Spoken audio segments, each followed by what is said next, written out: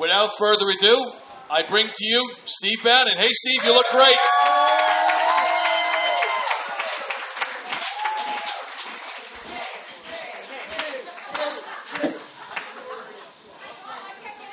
Hey, I want to thank. It's not very often I get invited back, so thanks. Really want to thank the Queens Village Republic. Just a great honor to be in front of you guys again. So, look, it's a little different. We don't have a lot of time tonight, so I just want to kind of cut to the chase about what's going to be important here. I think the country understands what the bid and the ask is what's the difference between the two philosophies and the two action plans of Trump and Biden. You know, you've seen the radical nature of Biden, and we don't have to, go into detail everything that's happened in New York City and Manhattan, the greatest city in the world over the last, 9 months since the Chinese Communist Party, the CCP virus hit. But you've seen how, I think you've seen this program with the Democrats and how radical it is. I think the country also understands this. I think we're in a new phase, and the reason I want to talk to you tonight, you're really kicking off a speaking tour I'm doing digitally to parties around the country and to groups like yours around the country, particularly in the 10 battleground states.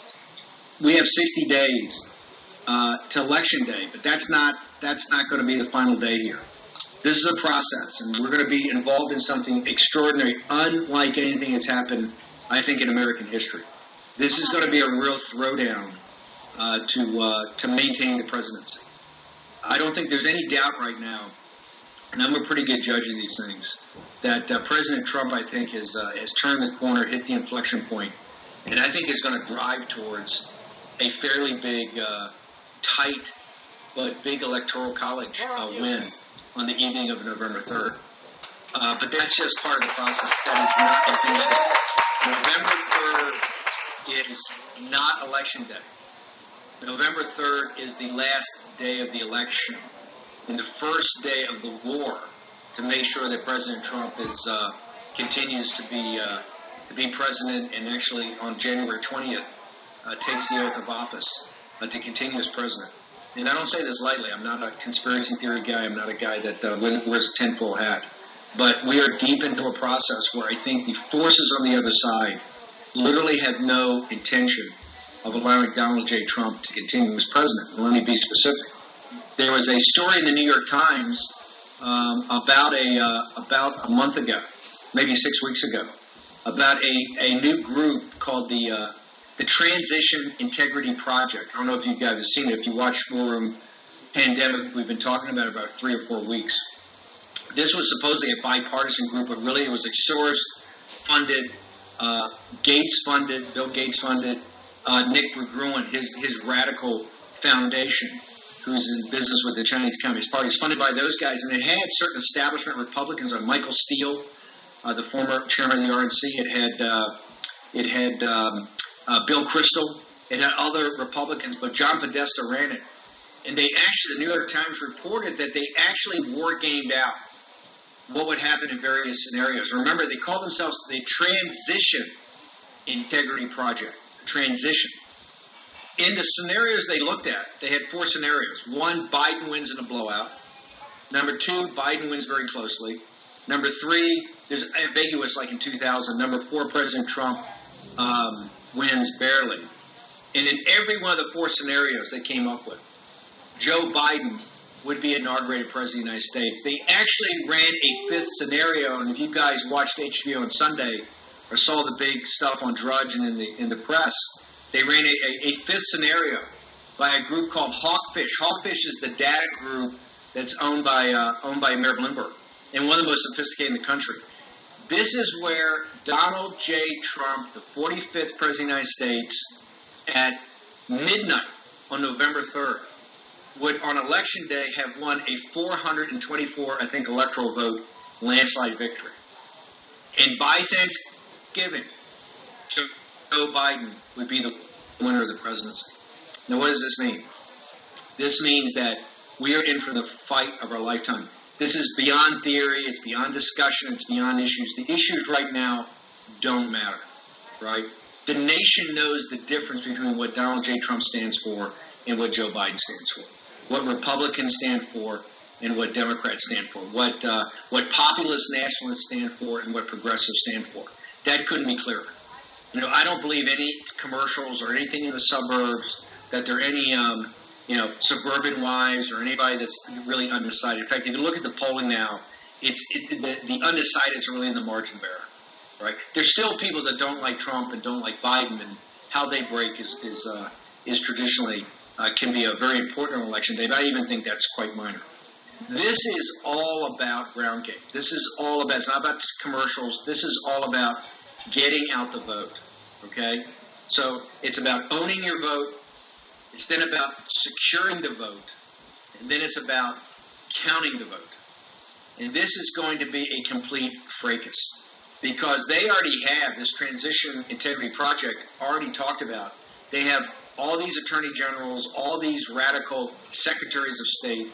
They've got, I think, 600 to 800 lawyers already out there with lawsuits ready to go. This is going to be, this is going to test our republic to its deepest foundations. And under no circumstances can we lose. This is all or nothing. We have to have a surrogates program. We have to be able to go to the streets. We have to be able to go to the barricades. We have to fight this. It is, if we lose this election, and I will tell you right now with the momentum of Donald J. Trump, he will not lose on the vote. But he can lose on the counting of the vote. And if we lose this, we are finished. The republic's over. We're in a fourth turning. If we lose this, we're going to be something very different on the other side.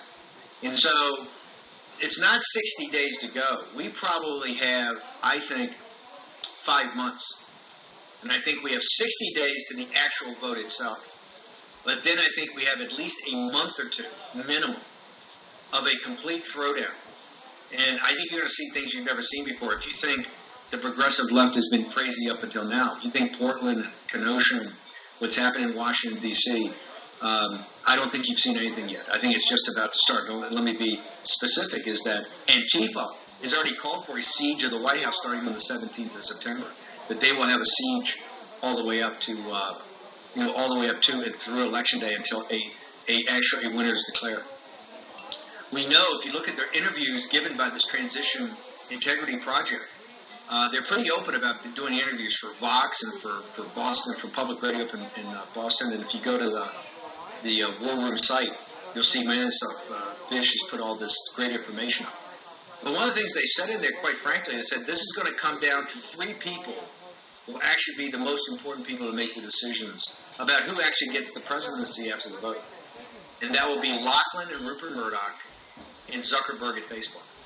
And that when those guys hit the switch and kind of cut off the ability for the right to be able to communicate either through Facebook, or you don't get really the messaging and the reinforcements from Fox that you get, then it's over. And they actually said, they had a guy, Colonel Wilkerson, you might remember, was chief of staff for Colin Powell. And Wilkerson is part of this project.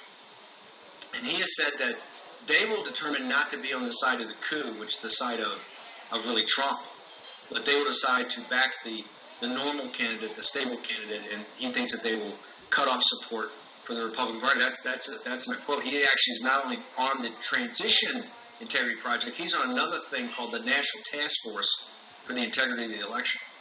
These are front groups for the radical capital, and the radical Wall Street faction, the radical corporate faction, the radical Soros faction that looks to destroy this republic. And I don't want to be, an alarmist. I've always considered myself not an alarmist, but I've had some pretty good calls about populism, about nationalism, about China, and this is evident. In fact, I've dedicated every working second from now for the next 4 or 5 months until Trump is named the winner of the 2020 election to do this in the organized effort to combat this. And so this is going to get down to volunteers. And the volunteers, and I realize in Queens Village, I think the oldest Republican club in the country. And it's great being in New York and great being in Queens, but I think some of you are actually going to have to volunteer and go into these battleground states. There's about 10 battleground states right now. I throw Iowa and Ohio in there just for good measure, in Nevada.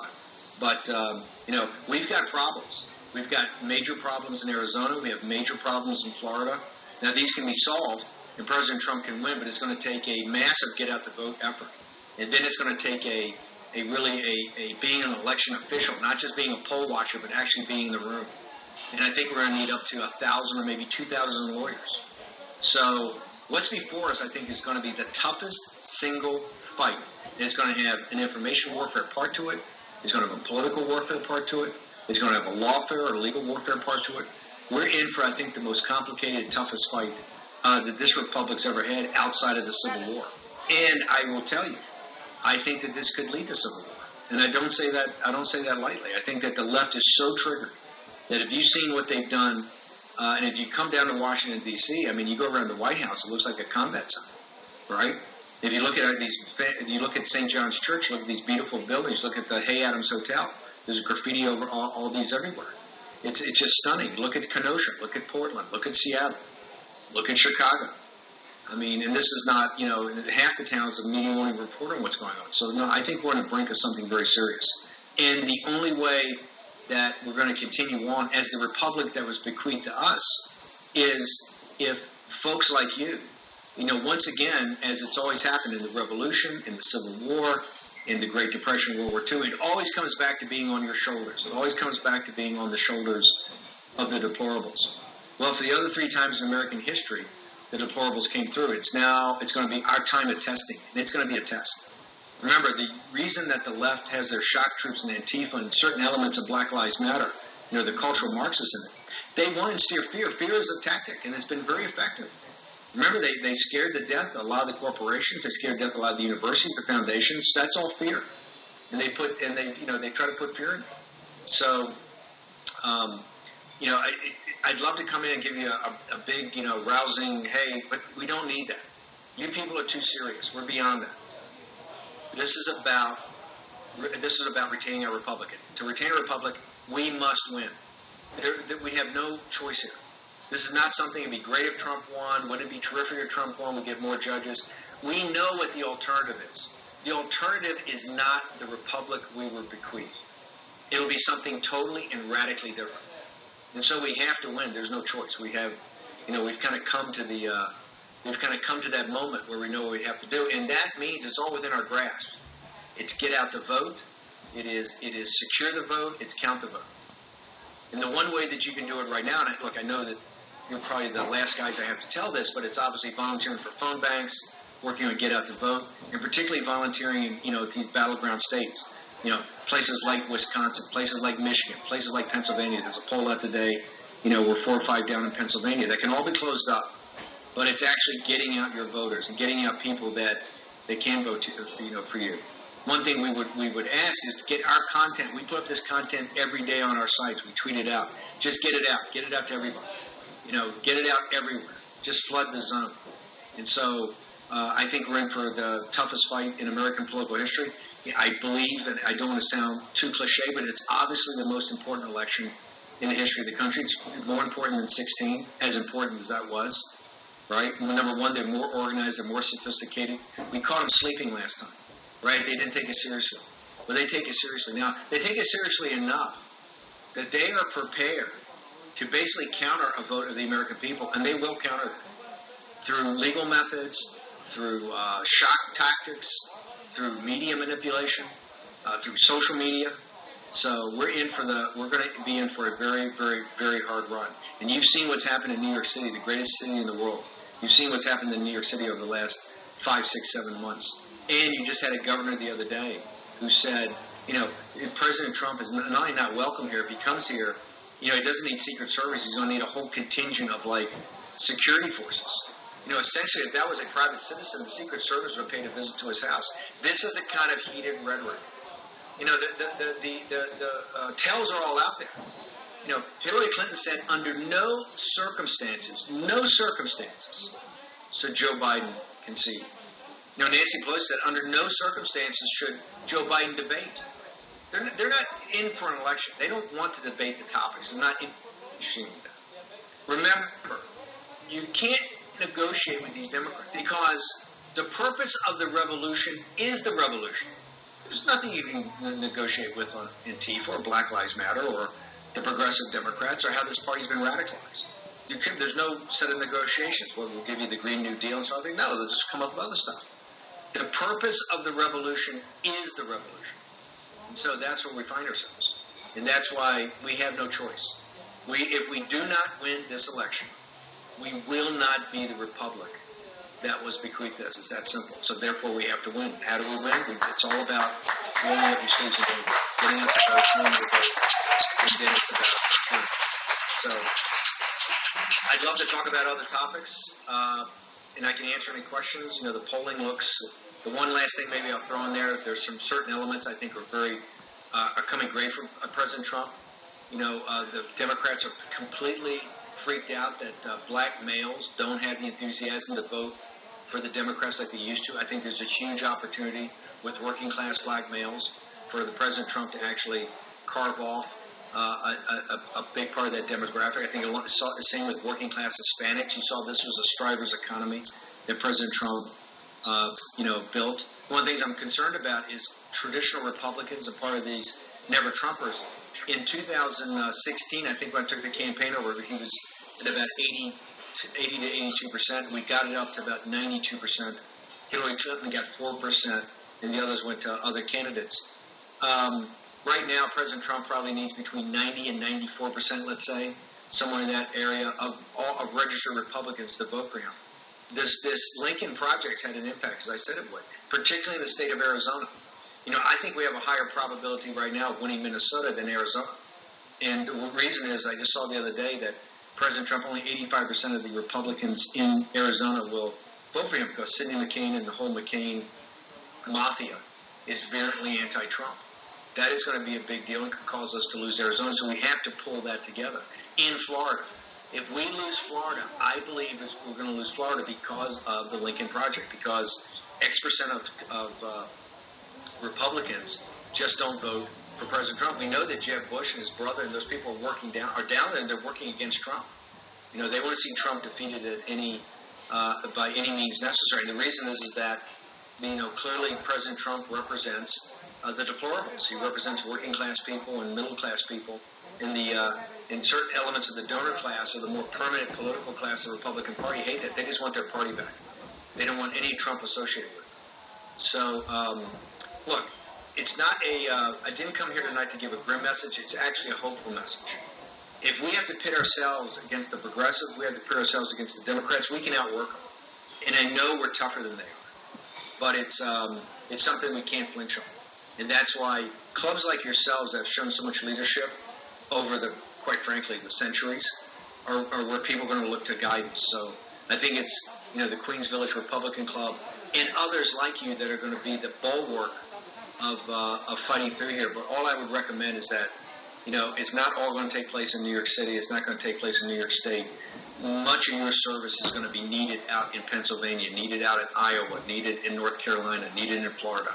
So to the degree that you can volunteer, the degree you can do phone banks or volunteer and get onto the campaign, go to the Trump site. I think I got a thing called Defend My Ballot. If you go to that, it'll cut you right to the Army of Trump, right? They're looking to put together 50,000 to 100,000 volunteers. I would love to have as many people as you out there as possible. So with that, if there are any questions, maybe we just turn it over to questions and we go from there.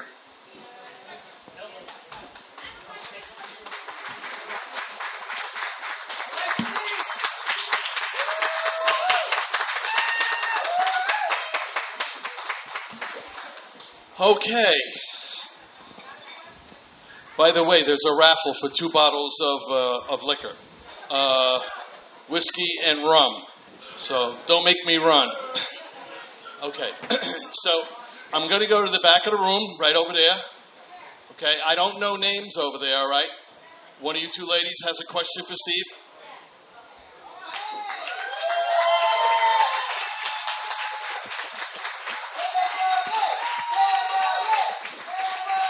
Oh, hold on. Hold on a second now.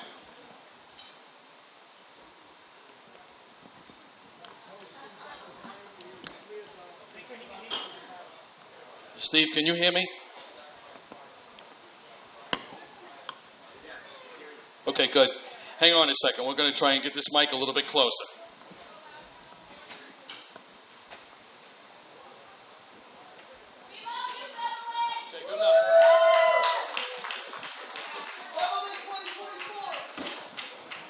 Okay. All right, go ahead. Hi. So my question is, how do we push back to keep them from pushing this mail-in ballot thing, and also push this voter ID thing? Because I believe all that's happening now is to keep from people actually going to the polls and voting, and I believe they want to rig the election by pushing these mail-in ballots. And it seems like the fear, even with the numbers that CDC just put out, it's not the fear factor that they're using is still working. So how do we fight back and stop that?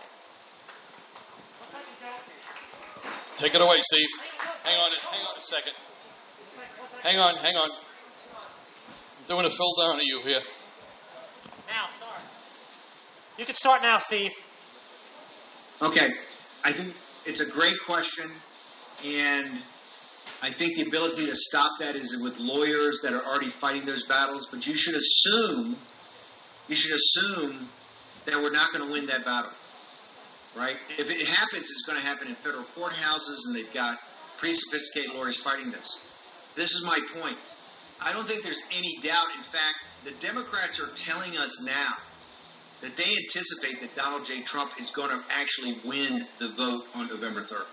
People in this country that actually go to vote, okay? So that's, and you have to understand something. All of the fighting about that, about this mail-in versus non-mail-in, absentees, all that, and voter ID, that's all beyond your thing to effectuate, right? Because I'm here to talk to you about how we're going to win.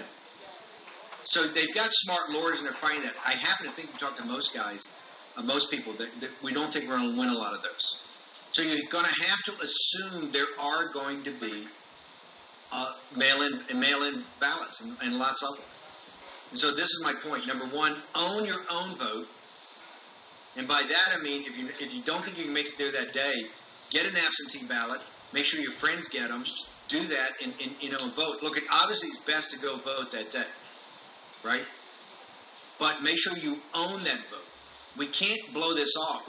What we particularly can't do around the country is where this is going to happen is just we as Republicans, I think at first the campaign kind of got a little off track there. Some of the smarter people in this whole area said, no. We're not going to be able to fight this, or we could lose in federal court, so therefore you can't wave Republicans off from doing that. But the key thing is, number one, own your vote. The second part is to secure the vote. And that's where you do come in. You come in to own your own vote. Number two, you come in to secure the vote. This is why you have to go to the Trump campaign website today and sign up, be a volunteer. It's called the Army of Trust. It's called Defend the Ballot. They're looking for 50,000 to 100,000 volunteers. And those volunteers are not just going to be poll watchers.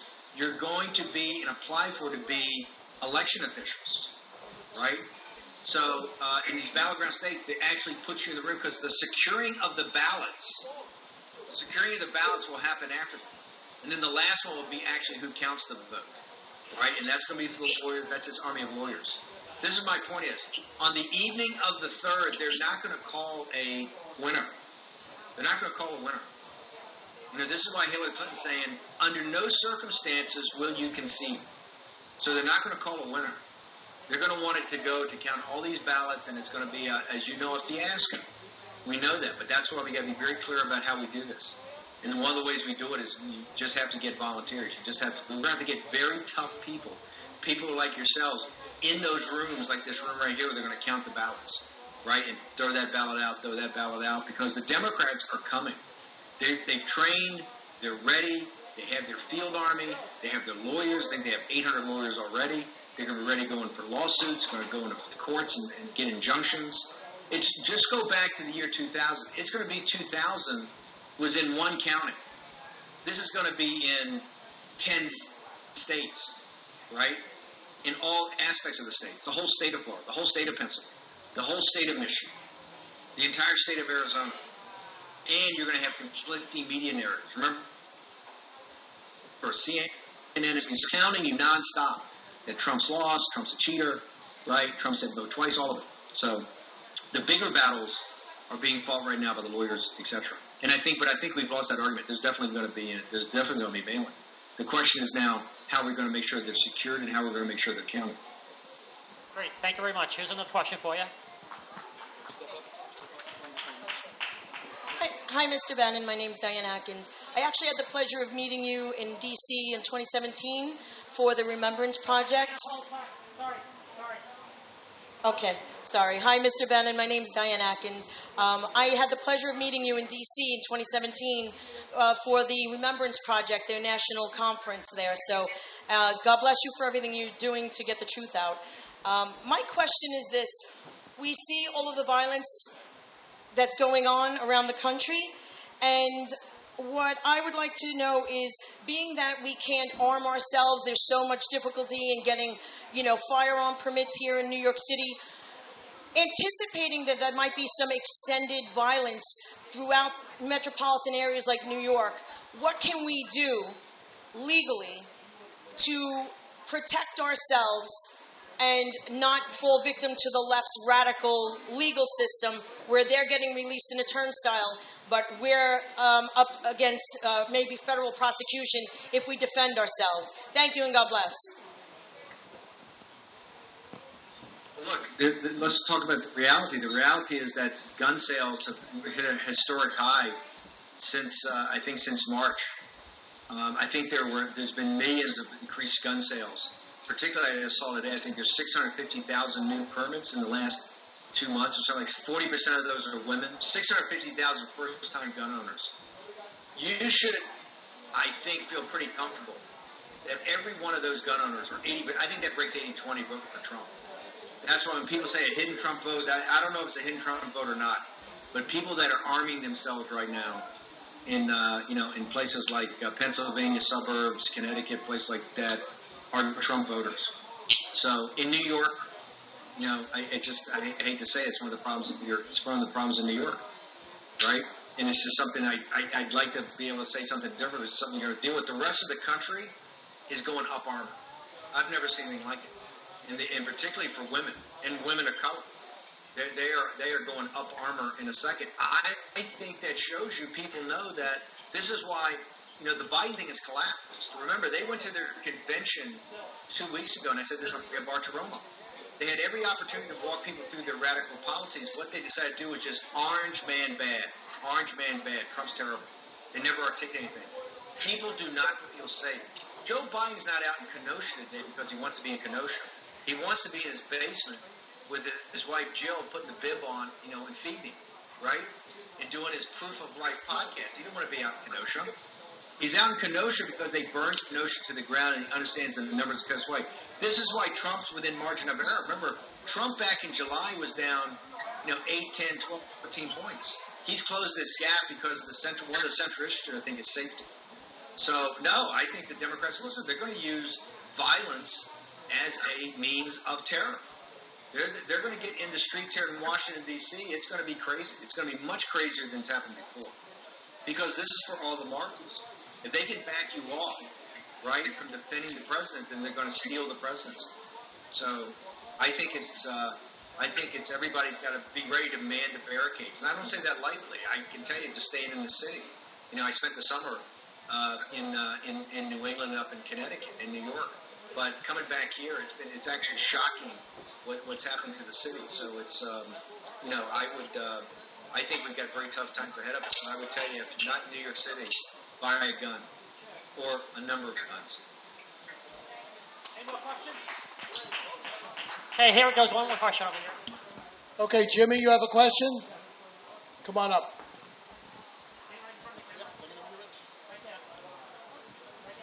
Yep. Hi, Steve. I'm James Mortonowski. First of all, it's an honor to speak with such a brilliant man. Thank you for all that you do. I've learned so much from you, so thank you. Actually, I have a two-part question. Number one, you are, as a former advisor to President Trump, you know a little bit more intimately about President Trump than most other people. I thought maybe you could share with us things that most of us don't really get to see, such as President Trump's favorite music or his hobbies, aside from making great business deals. And the second part of my question is, promises made, promises kept was one of the mainstays that President Trump delivered to the American people. In your opinion, and as someone who used to work under President Trump, what do you think President Trump didn't quite accomplish the way he wanted to in his first term, and what do you think is vital for him to accomplish in his second term, for example, education, infrastructure, etc.? Thank you so much. God bless. Thank you. Thank you for the kind words. And a great question.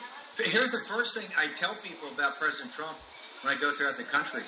He's a guy from Queens. He's a guy from Queens, right? He's got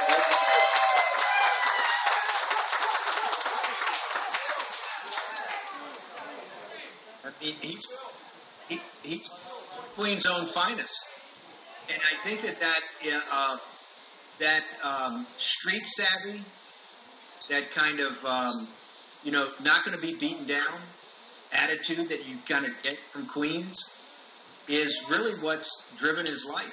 Now, he's not a New York City guy at all, right? He really went and took on the establishment there. I think what people don't know about him and they mock him and ridicule him, he's actually a very serious student of history. He knows, I pride myself in knowing history, and particularly military history. President Trump knows military history and history as well as anybody. Very well versed, very well read, very reflective. I think it's one of the reasons he's been such a great commander-in-chief and hasn't gotten us in any shooting wars with standing down our enemies at the same time. What he's done in really confronting the Chinese Communist Party in China. And if you look at the other day, they announced a new alliance with India and Japan and Australia that may come together to kind of contain them in Asia. Only President Trump really could come up with that. So it's what people I don't think understand is that he's actually not just a very smart guy. He obviously went to war. He's a smart business guy. There's a lot of smart guys, but he has a real understanding, and he has a much deeper understanding of things like national security. And let me be specific. Remember, the first time we got into the generals and Bolton and all these guys, they're very 19th century in that they want to really kind of depend on diplomacy or kinetic war, kind of sending missiles places, sending troops places. Trump has a much more nuanced and sophisticated attitude about the modern world. He understands technology, information warfare, and economic warfare are actually the tools of statecraft of the 21st century. And in this, you see he's got tremendous, whether that's backing down and breaking the rules of Iran or the Chinese Communist Party, or all these enemies we've got on the Eurasian lands, right? And backing our allies in the Persian Gulf and Israel, India, and in Europe. So he's very sophisticated that way. I don't think he gets credit. I think it's one of the reasons it's absolutely essential that he has to win. He has to win this year. Promises kept and promises made. Look, when people say, what's the second term agenda? I say, hey, it's kind of finishing what he started. And look, what he started was monumental. Donald J. Trump is the 45th president of the United States for one simple reason. He stood up to the managed decline of our country by our elites. And they hate him, right? They hate him. So this is what his, he's still in process of doing that, whether it's building the wall on the southern border, standing up to the Chinese Communist Party, bringing manufacturing jobs back. This is all a work in progress. And that's why he has to win. He has to be able to finish this, and I think hand it on to the next generation of populists and economic nationalists. So that's why this election is so. This election is about the restoration of kind of the Clinton, Obama, apparatus, this progressive left apparatus, and this is the big fight for. Okay, there's one other question, Mike. Hi, I'm Rabbi Menashe Bovit. I'm a rabbi here in Queens. And my question to you is, what's going on with Barr and the Justice Department? We know that this Durham report, I don't know if we'll ever see it, but I'm not even asking about that. We have Antifa and Black Lives Matter crossing state lines with weapons, rioting, obviously organized, and we see the Justice Department doing nothing. There's no RICO charges against these people. We see the FBI seems to be, completely not to be seen anywhere. I don't know where they're hiding someplace. If they use anybody in law enforcement, obviously my impression is that the Justice Department, the FBI, is rogue, and that Trump has very little control over them. And I don't know where Barr stands in this, but he seems like he moves in slow motion. So it's very disconcerting. You know, he's the President of the United States, but we have a Justice Department that seems to be out to lunch, not doing anything. So what do you believe is going on with that? It's another great question. Look, this government, this administrative state, and I don't call it a deep state because it's not deep. It's up right in your grill. And the Justice Department is a big problem. I think Bill Barr is one of the finest attorney generals we've ever had.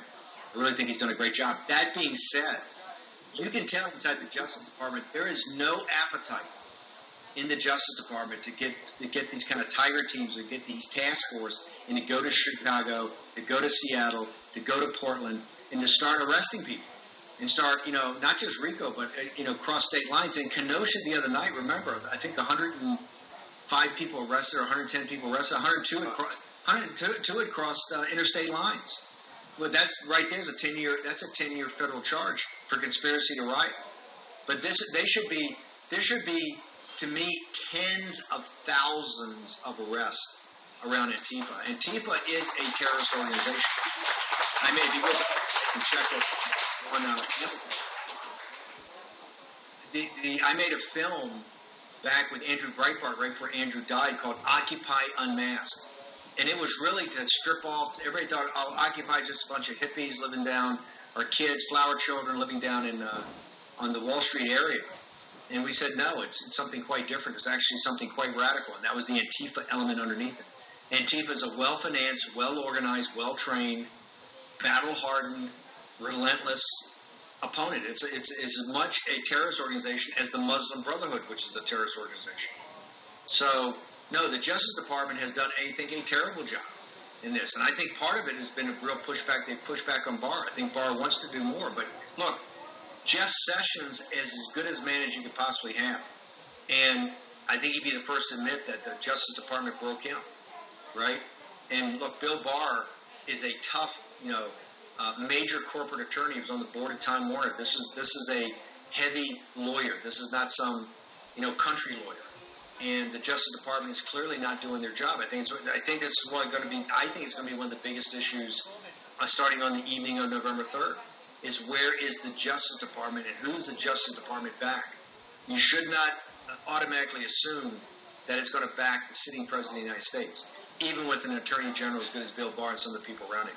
Because you can tell that right now there's been no appetite whatsoever in the Justice Department to do the type of task force, to do the working groups, to do everything that they could possibly do in Seattle, in Portland, in Chicago, and some other places. So it's a great question. I think it's a great question, and it's an open question. Hi, Mr. Bannon. Thank you so much. It's a pleasure meeting you. It's a very, very quick question. The mail-in voting ballot scandal. Why has President Trump not had a strategy for this last year? Why does it feel like he's just like, oh my God, it's like a disaster now? Really? Why hasn't this been like a thing in the bucket since last year? Because I'm sure everybody feels the same way, like, oh, this is like a thing now? No. Trump knows everything, okay? He knew about this. What's the scoop? Really, what's the scoop? Let me just compare it to the other side. You guys in Queens, by the way, are on fire tonight.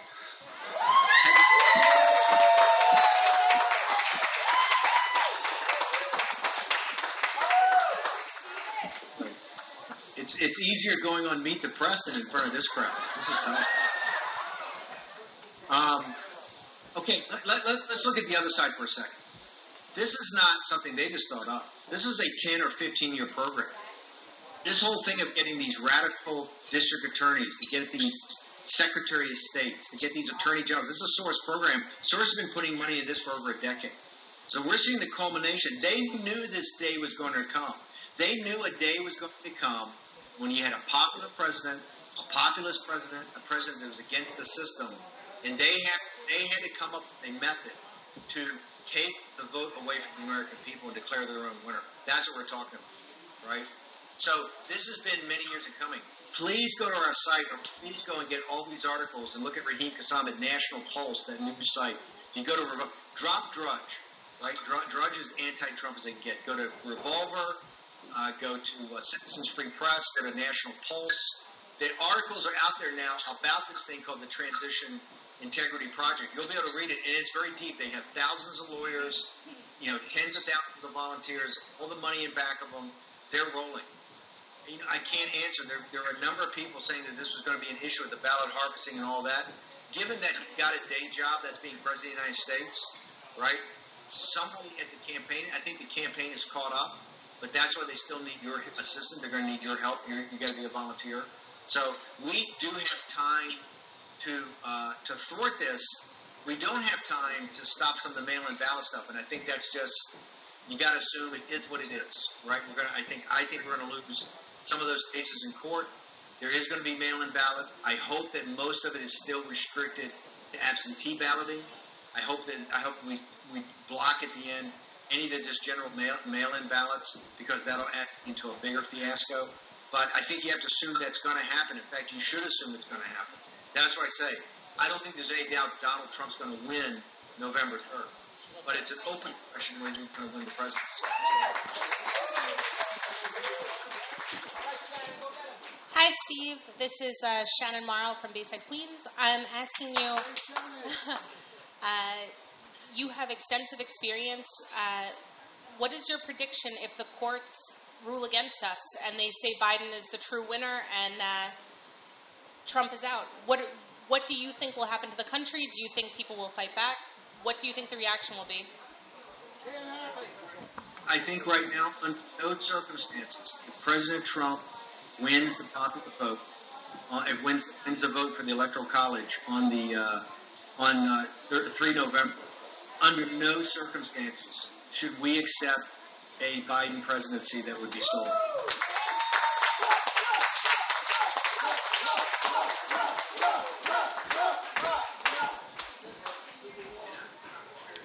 To lead that effort.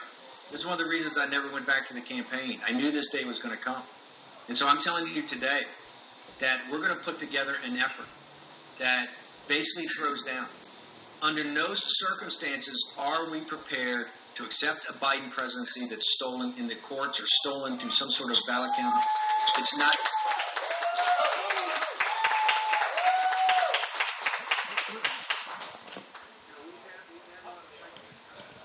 Right? And the fights have gone our way. And the reason is that we hunkered down, and the working class people and middle class people, right, would never allow this country to be destroyed. We have 13 or 14 generations in back of us, right, that we represent. Under no circumstances can we allow a radicalized, because once we allow that to happen, the country's over. Not just because of a Biden presidency. We're a banana republic. So this is why it's so important to get everybody out to vote now. We must win on the 3rd. Okay, we're going to have another question over here.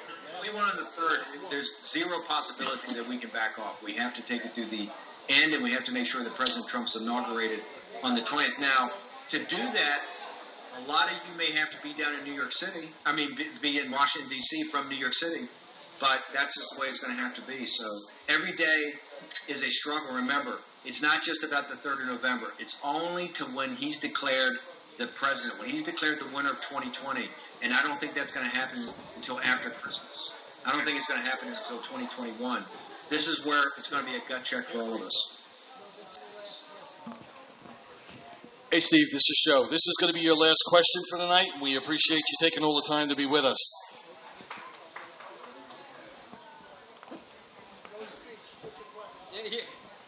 Hi, Steve. I'm Scott Berry. And listen, I just have a question about when Trump first came in, Ted Cruz and a few guys seemed very strong about being able to control or oust the Muslim Brotherhood. And then it just very quickly fell apart. And we haven't heard anything since then. And it seems to me that they're the biggest college group. They're kind of lurking in the shadows behind all this.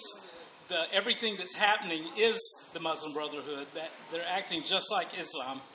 And so my question is, why can't we fight Islam for what they are, which is a theocracy? And they've been a theocracy for 1,400 years. And so what's happening with the reality of that fight? Because it just died. You should know it's another. And before I answer, look, I just want to thank Phil Ornstein, Joe Concannon, and Delvis.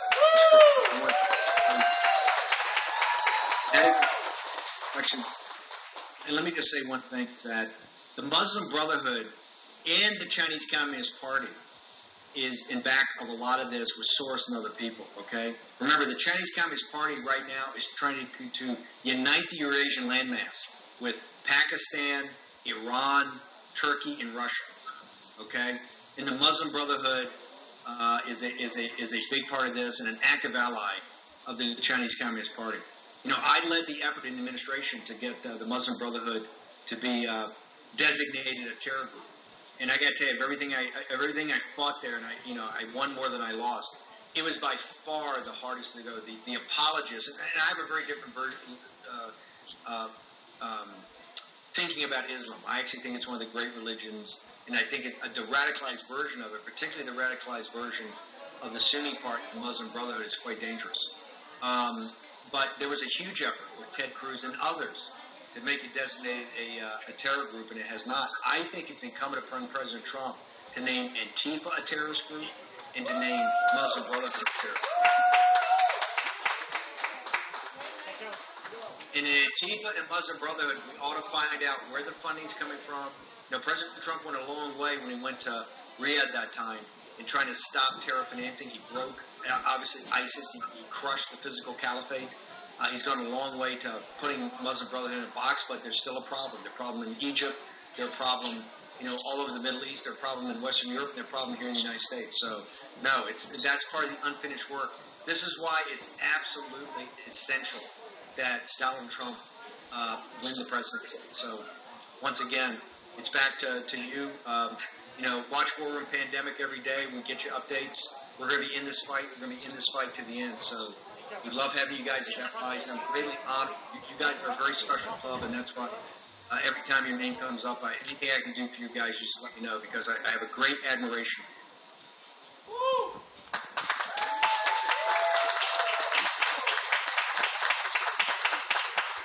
Okay, everybody, that's going to be it for Steve tonight. Let's hear a big round of applause for Steve Bannon.